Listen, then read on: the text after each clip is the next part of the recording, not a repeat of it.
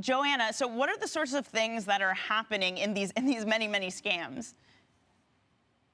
Yeah, it's pretty amazing how much is going on here. You have rug pulls, for instance, which are basically people just create a coin and hype it, and then they get out when the price has gone up and leave everyone else to deal with what is probably a lower price.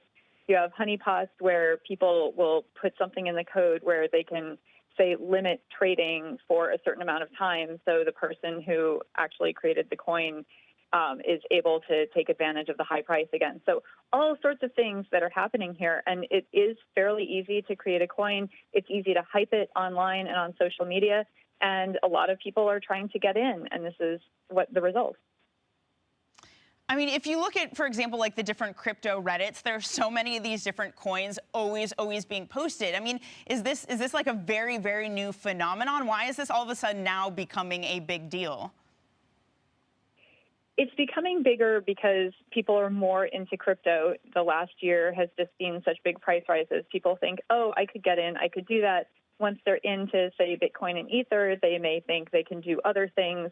DeFi, decentralized finance, is being talked up by a lot of people, so people want to get in on that.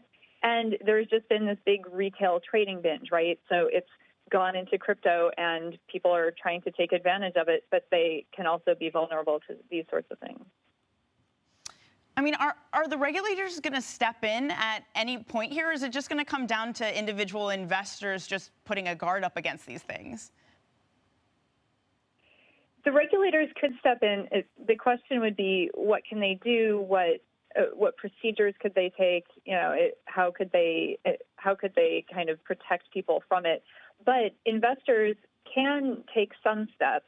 For instance, one fund recently that invests in a lot of these things is saying they wait for something to have been around for about a year before they'll invest. And of course, this is institutional as opposed to retail. But they also say they check to make sure the code's been audited by a high-quality third-party firm, and they confirm the teams are experienced and they're not anonymous. This is this Australian-based Apollo Capital. So there are steps you can take, but a lot of people want to get into these new things, and some people even like it's worth the risk of losing a little bit of money if they can take advantage of big price gains in other cases.